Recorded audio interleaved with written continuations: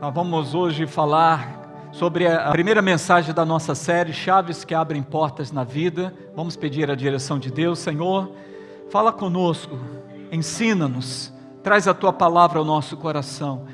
Que a Tua palavra gere fé, Senhor, que possamos enxergar a Tua ótica, que possamos compreender os Teus princípios na nossa vida e o que o Senhor nos ensina para praticarmos. Que sejamos enriquecidos pelo entendimento da Tua palavra e a nossa vida edificada em Ti. Nós oramos em nome de Jesus. Amém. Bom, queridos, hoje nós vamos falar nessa nossa primeira mensagem dessas 5 mensagens da série Chaves que Abrem Portas na Sua Vida. Nós vamos falar sobre abrindo as portas do favor. E Eclesiastes capítulo 11, no verso 1, o texto bíblico vai dizer: lança o teu pão sobre as águas, porque depois de muitos dias o acharás. Quando você olha esse versículo, parece um pouco estranho, né? O que significa isso? Jogar pão sobre as águas? A Bíblia está trazendo no seguinte sentido: dê com generosidade, pois mais adiante suas dádivas voltarão para você. Esta é uma outra versão para dar um sentido maior ao significado do texto. Dê com generosidade, pois mais adiante suas dádivas voltarão para você. Nós sabemos, queridos, que estar debaixo da graça de Deus é estar debaixo do seu favor. Aliás, o que é graça? Graça é favor imerecido. É um favor que eu e você não merecemos, mas Deus quer transmitir essa graça, e essa graça é trazida a cada um de nós por meio de Jesus Cristo. Não é pelo que nós fazemos, não é pela obra da lei, mas sim através da fé em Jesus Cristo. Por meio da fé, nós recebemos essa graça, por essa graça nós somos salvos. Isso é dádiva de Deus, isso é favor de Deus. Não é pelos nossos méritos e deméritos, mas pelo que Jesus fez e realizou na cruz do Calvário. Então nós recebemos por fé e cremos que estamos debaixo dessa graça. E queridos, todo o nosso relacionamento com Deus é por meio da fé. Amém? Se você empreender lógica, nós falamos um pouquinho sobre a matemática de Deus no domingo passado. Se você empreender lógica, muitas vezes você tentar entender Deus pela lógica, você nunca vai entender. Porque Deus, ele atua no campo espiritual, Deus atua sobrenatural e a lógica só entende o que é natural. A lógica só entende o que é na ponta do lápis. E a matemática de Deus sempre é diferente. Então é importante nós entendermos que tudo que fizermos para Deus é por meio da fé. Você está aqui por quê? Por causa da fé. Senão você estava em casa, vendo outro programa, você estava fazendo uma outra atividade com a sua família, mas você veio aqui adorar um Deus invisível que você não vê e não toca. Porém, você crê que Ele existe, então há uma fé, e essa fé te conduz a seguir a Deus, a andar com Deus, a buscar o Senhor. Então tudo é feito por meio da fé. É importante entendermos que o favor de Deus, ele é liberado quando usamos algumas chaves que Deus estabeleceu. Essas chaves são princípios estabelecidos, princípios que perpetuam, que Deus estabeleceu. Isso não é invenção da igreja, isso não é invenção dos homens, isso é critério de Deus, é Deus que assim estabeleceu. Como eu venho falando aqui, falando sobre essa série, é que há portas que Deus abre. Você ora, Deus abre, não é assim? E você glorifica a Deus por isso, mas há portas que Deus quer abrir na nossa vida, só que Ele nos dá a chave para podermos usar essa chave e abrir essa porta. Então, Deus nos dá essa oportunidade também da abertura de certas portas por meio desses princípios que Ele estabeleceu. Se usamos os princípios, Ele promete fazer alguma coisa. Então, é esse entendimento que nós queremos trazer nesta série. O favor de Deus é nada mais, nada menos do que bênção. Bênção que é liberada quando usamos essas chaves. A primeira chave que eu quero deixar no seu coração, hoje vamos falar de duas que estão muito atreladas uma à outra. A primeira chave é a chave do dar. Esse é um princípio bíblico, o princípio do dar. Lucas capítulo 6, verso 38 vai dizer, Jesus disse isso: dai e dar-se-vos-á.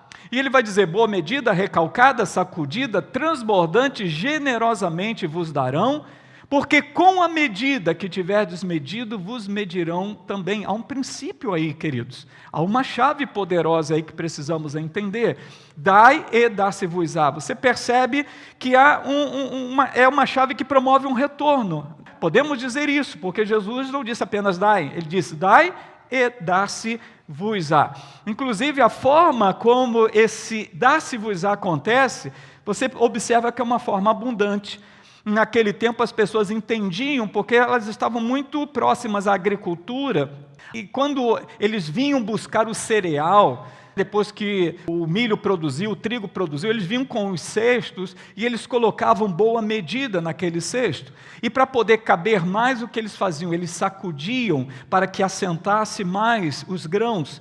E algumas vezes, ao colocar, eles também batiam com a pá, para tentar comprimir o máximo possível, para colocar mais, até a ponto de transbordar. E é nesse contexto que Jesus está falando. Eu fiz um paralelo no primeiro culto, falando sobre uma ilustração mais atual, né? Quando você vai comprar a pipoca, quando você vai ao pipoqueiro pedir lá a sua pipoca doce, se você gosta de pipoca doce, e você vai dizer, me dá esse saquinho aqui, desse tamanho, desse valor, e eu quero comprar a pipoca. Ele pega aquele saquinho, abre aquele saco e começa a colocar, e te dá. É assim que ele faz? Não. Ele faz um certo ritual. Ele coloca a pipoca e o que ele faz? Ele bate aquele saquinho para quê? Para assentar mais pipoca, senão você sai no prejuízo. Então ele bate, assenta, ele coloca mais, tem hora que ele bate com a pazinha para comprimir, isso é recalcado, é comprimido, sacudido. E ele coloca a ponto de cair pipoca para todos os lados, né? E ele vai e ainda te pergunta, você quer um leite condensado por cima? E você, legal. E ele então faz de uma forma generosa. Então esse versículo tem muito a ver. Da próxima vez que você ler esse versículo, você vai lembrar do pipoqueiro, porque ele faz exatamente isso, queridos. E você então recebe de Deus nessa proporção. Olha que interessante. Esse princípio, ele é um princípio aplicável em duas áreas da nossa vida. É o que Jesus está tratando. Ele vai se aplicar a relacionamentos, seu com as pessoas e seu com Deus, e também no contexto das finanças, é onde se aplica esses princípios que Deus estabeleceu. Nós lemos Lucas 6,38, né? Daí dá-se-vos-á. Se nós lermos o versículo 31, ele vai dizer, como quereis que os homens vos façam, assim fazei-o vós também a eles, porque essa chave tem um retorno. Então, ele vai dizer no verso 37, que é o versículo anterior ao que nós lemos, o 38. Não julgueis e não sereis julgados. Não condeneis e não sereis condenados. E o oposto também é verdadeiro, né? Se você também condenar, você será condenado. Perdoai e sereis perdoados. Ele vai dizer, dai e dar-se-vos-á. Então, isso se aplica a relacionamentos, isso se aplica também a finanças. Só que a gente precisa entender, queridos, nós como seres humanos, que temos uma natureza humana, e essa natureza muitas vezes atrapalha, muitas vezes vem promover na nossa vida algumas coisas que se tornam obstáculos, bloqueios. Por exemplo, o orgulho é um obstáculo para que nós possamos dar, para que nós possamos usar essa chave. Uma outra coisa que até o orgulho costuma provocar é a questão do egoísmo. O ser humano, naturalmente, ele é egoísta. Ele nasce um tomador. Ele só quer. Você vê que a criança, quando ela começa a gritar, a chorar, a esbravejar, o que ela quer? Ela quer mamar, ela quer receber alguma coisa. Então, ela só quer para si, não é verdade? Então, a gente já nasce assim, a gente já nasce pensando em nós mesmos. A gente quer dar para a gente, agora dar para os outros. O egoísmo é um obstáculo para nós utilizarmos essa chave. E um outro obstáculo também é o medo. O medo, ele vem sobre a nossa vida e a gente tem medo de dar. Por quê? A gente tem medo de que diminua, de que a gente perca, né? De que nos falte. E por isso a gente retém.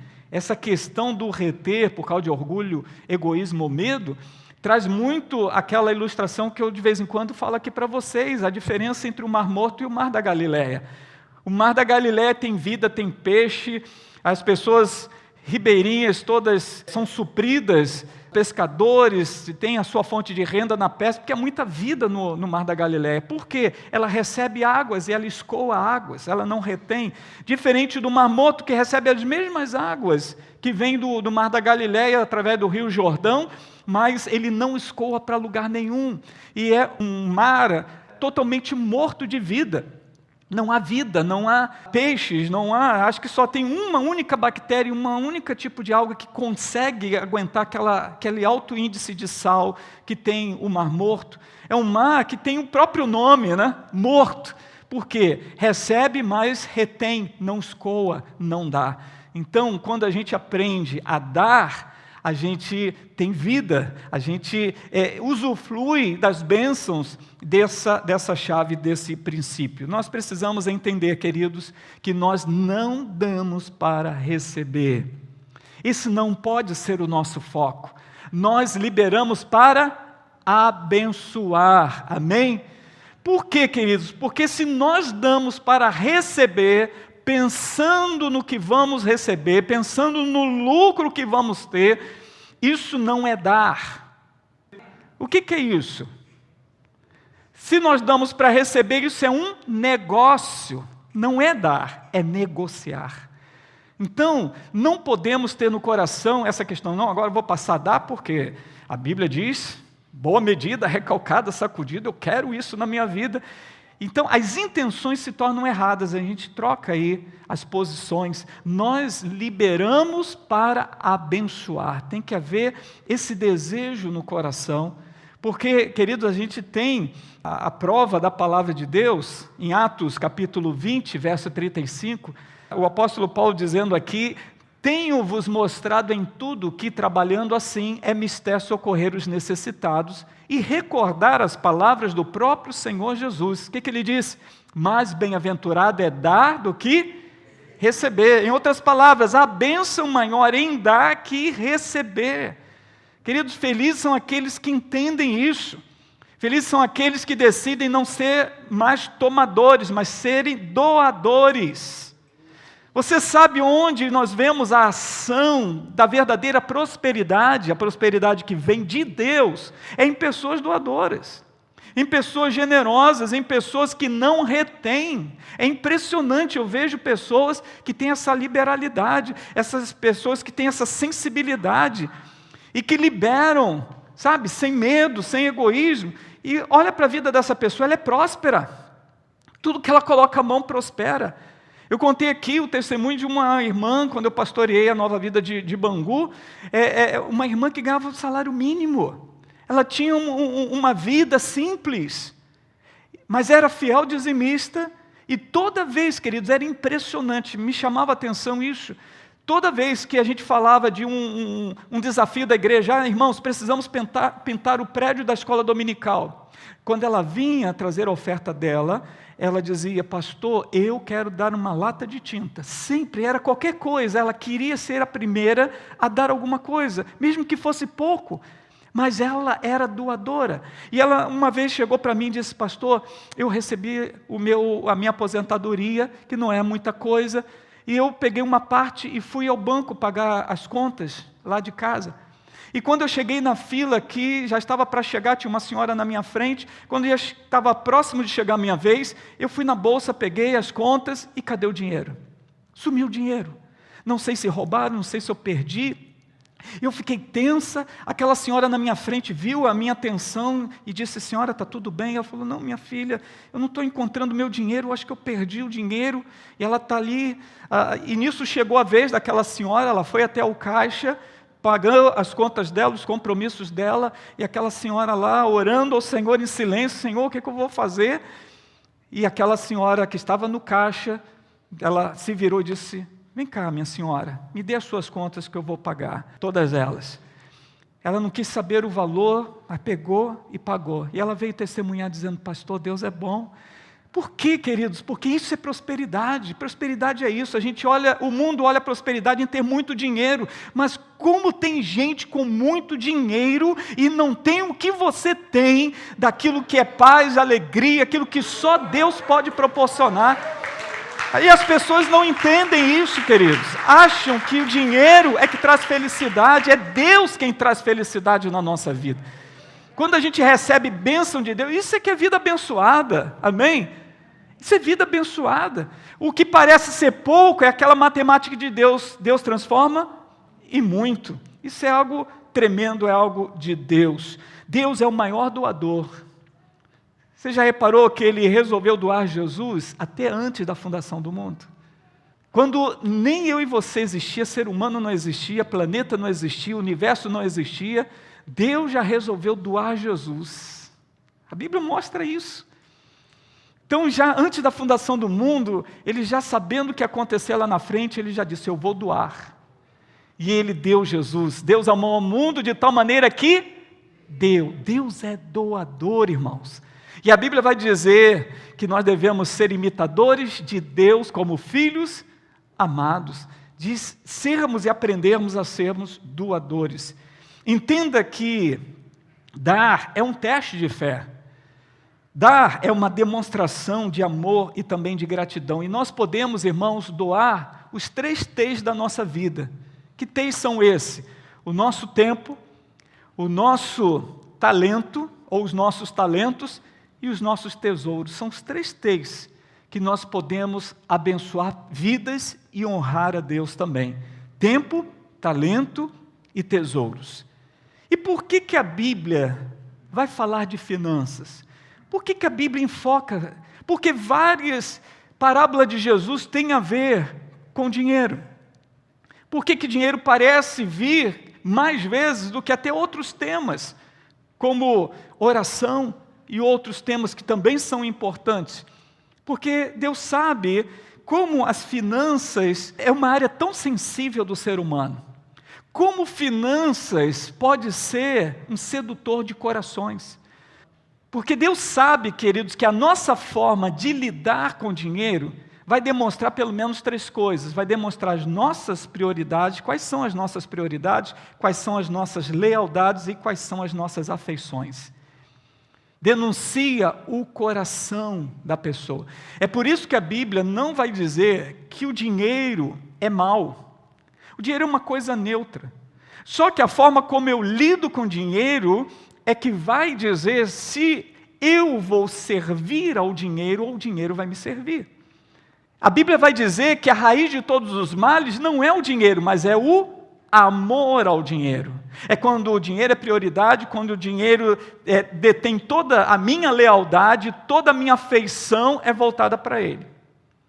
A Bíblia diz que aí que é o problema, aí que é o perigo. Jesus disse, não podeis servir a Deus, e Ele não disse, e ao diabo.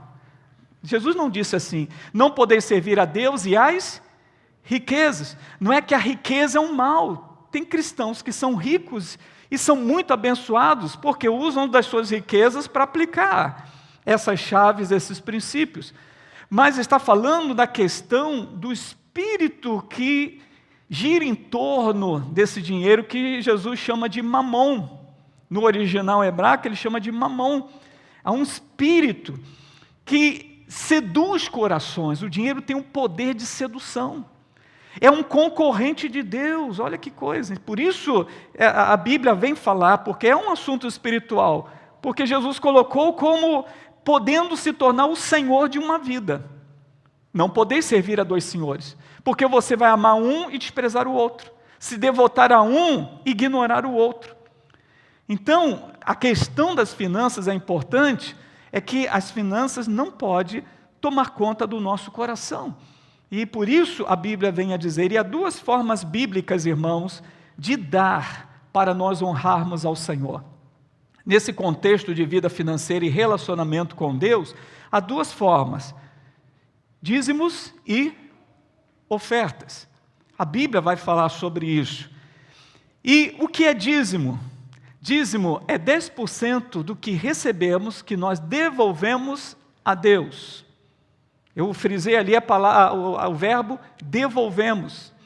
E o que é oferta? A oferta é o que nós damos espontaneamente, liberalmente ao Senhor. Há uma diferença muito grande.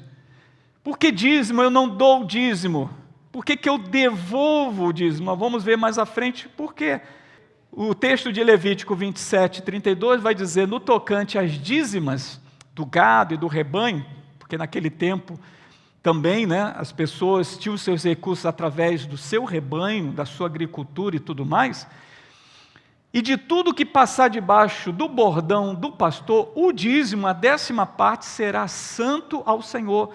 Isso quem estabeleceu foi Deus. Ele está dizendo, 10% do que o homem recebe pertence a Deus. Por isso nós não damos, nós devolvemos ao Senhor, amém? Porque não nos pertence, é dele, como ele mesmo diz. E por isso nós devolvemos. E a oferta, irmãos, entenda, a oferta nesse princípio do dar, onde Jesus conta a parábola dos 3 administradores, por exemplo, em que vai mostrar que 3 homens receberam do seu senhor, que foi viajar, ele deixou recursos com ele, 5 talentos com 1 talento é uma medida de peso que vale em torno de 35 quilos de prata ou ouro, então ele deixou 5 talentos com 1, 2 talentos com outro e 1 talento com o terceiro. O primeiro foi, negociou, ganhou mais 5. O outro também fez, investiu, ganhou mais 2. O outro, com medo, diz a Bíblia que ele teve medo, ele enterrou. E quando o Senhor chegou, e eles foram prestar contas, o primeiro disse, aqui, devolvo para o Senhor os 5, mas aqui tem mais 5. E o segundo a mesma coisa. E aquele Senhor chamou aqueles 2 homens de servo bom e fiel. Vocês foram fiéis no pouco que vocês receberam, eu vou colocar vocês sobre muito. Entra na alegria do teu Senhor. Aí o terceiro diz, toma aqui o que eu estou te dando, mas é só isso, porque eu tive medo e enterrei. E ele chamou aquele servo de servo mau, de um mau administrador. Queridos, tudo que Deus coloca nas nossas mãos é para nós administrarmos, amém? E Deus tem colocado tantas coisas, Deus coloca família, Deus coloca dinheiro, Deus coloca tantas coisas para nós sermos mordomos. Na verdade, tudo isso não é nosso, amém? É Deus que nos deixou para nós administrarmos. E dentro daquilo que a gente administra, nós precisamos devolver o que é de Deus e nós precisamos também liberalmente dar. Isso é muito importante nós entendermos e essa parábola traz esse entendimento. Vamos aprender sempre que oferta é uma semente. É uma semente. E somente o que é dado, o que é liberado é que pode multiplicar, irmãos. Se você tem sementeira, ou seja, se você tem várias sementes com você, você não lança nenhuma, você só vai ter aquelas sementes. Mas quando você libera a semente, essa semente produz outras. Germina e produz a 30, 60, 100 por 1, ou seja, multiplica, essa é a matemática de Deus. E a gente precisa entender que essa é uma chave que, utilizada, ela é uma poderosa semente. A segunda chave que também está ligada à chave do dar, é a chave das primícias. O que a Bíblia vai dizer sobre isso? Em Êxodo 13, 12 vai dizer, consagra-me todo primogênito. Primogênito é o primeiro que nasce, primeiro. Todo que abre a madre de sua mãe entre os filhos de Israel, tanto os homens como de animais, é meu. O que Deus estabeleceu nesse princípio das primícias? Primícias pertence a Ele, é dele. Em Êxodo 23, 19, vai dizer, as primícias dos frutos da tua terra trarás à casa do Senhor. Ele já indica onde é que as primícias são levadas. A casa do Senhor teu Deus. Isso aí é um complemento, não cozerás o cabrito no leite da sua mãe.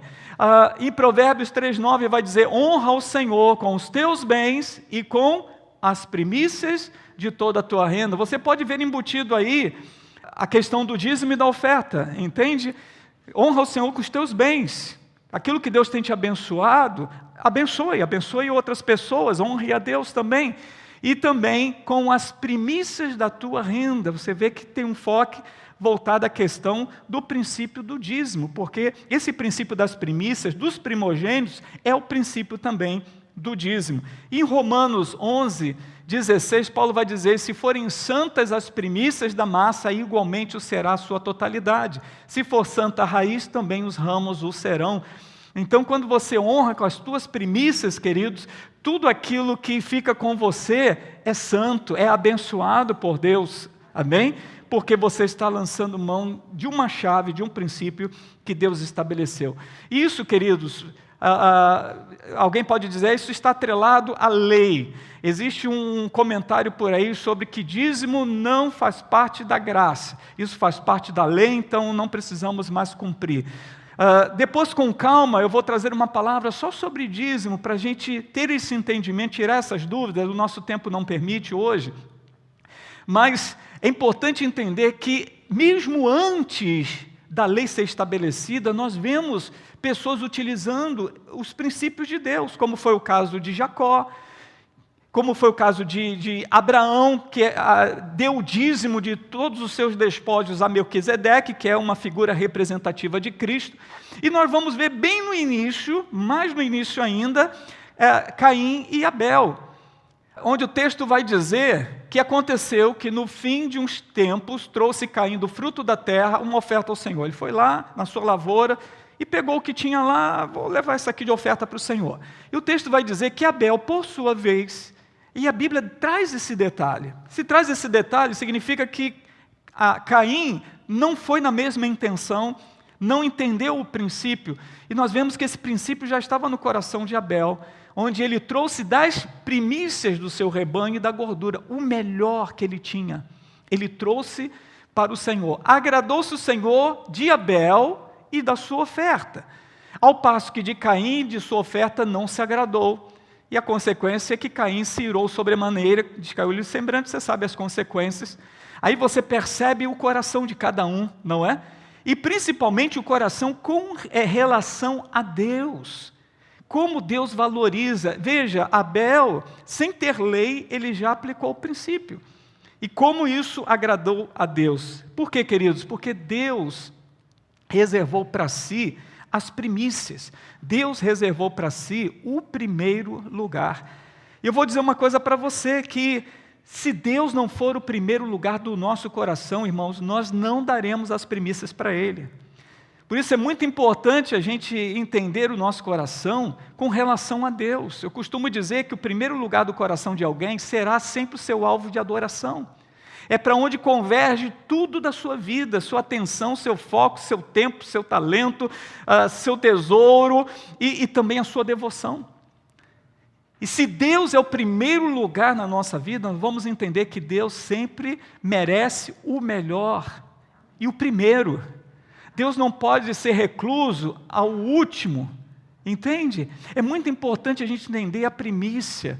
A primícia tem que ser separada primeiro para o Senhor. Ah, pastor, mas e o restante? E os compromissos? A gente não crê nas promessas desse princípio?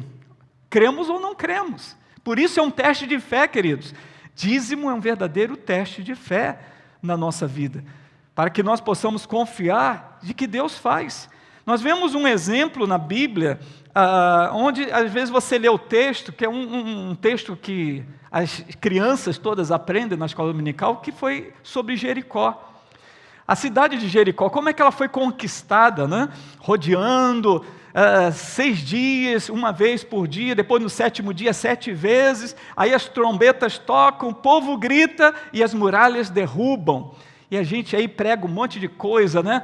Ah, Deus derruba muralhas na nossa vida e tudo mais, só que a gente esquece de um detalhe. Deus disse para aquele povo, vocês não vão pegar nada dessa cidade, vocês não vão pegar nenhum despojo, toda a prata e todo o ouro vai para a casa do Senhor. Por que Deus disse isso? Sabe por quê? Jericó foi a primeira cidade a ser conquistada em Canaã. O que isso significa?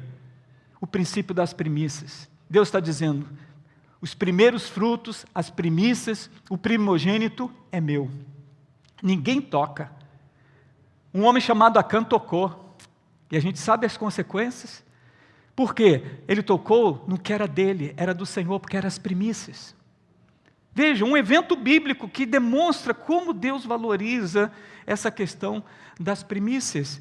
Isso está lá em Josué 6, depois você pode conferir. Então, queridos, para a gente fechar, dízimo é a principal forma pela qual reconhecemos que Deus vem em primeiro lugar. Alguém que decide não dizimar, ele está dizendo: Deus não vem em primeiro lugar na minha vida. E para a gente só resumir e fechar, 2 chaves nós aprendemos aqui hoje: a chave do dar e a chave das primícias. 2 áreas onde aplicar. Onde eu aplico essas 2 chaves? Relacionamentos e finanças. E 2 formas como a gente utiliza esse dar e essa chave das primícias: ofertas e dízimos. Dízimo é exclusivo para Deus. Oferta, você oferta para o Senhor como Deus pode falar no seu coração para você abençoar alguém. E eu digo uma coisa para você, queridos: Deus falou com você, faça. Porque com certeza Deus não quer só abençoar aquela pessoa, Deus quer abençoar a sua vida também. E de alguma forma Deus vai fazer algo em que você vai ver que o que você lançou de semente não se perdeu. Pelo contrário, você alcança o favor do Senhor. Por isso que essas chaves são chaves que abrem portas do favor de Deus na nossa vida. Então, o propósito de mostrar essas chaves é que nós vivamos, eu e você, uma vida abençoada. Amém? Não é a igreja querendo tirar dinheiro de você, de forma alguma, até porque vimos que não é só dinheiro, é tempo, talentos e tesouros. E para que a gente possa viver esse favor de Deus, eu quero viver esse favor de Deus. Você quer também? Que Deus nos abençoe. Vamos orar. Senhor, em nome de Jesus, eu quero te agradecer por esse momento. Quero te agradecer pela tua palavra que é viva e eficaz, que nos ensina, que nos inspira e que também abre a nossa visão para podermos semear, para podermos usar essas chaves, os teus princípios, e que o teu povo viva, Senhor, aquilo que tu prometeste. Que essa não seja a nossa maior intenção, ó Deus, que isso seja uma consequência, mas que nós tenhamos sempre a alegria de te servir e servir ao próximo. Ensina-nos a usar essas chaves, é o que nós oramos e te agradecemos em nome de Jesus. Amém. Graças a Deus.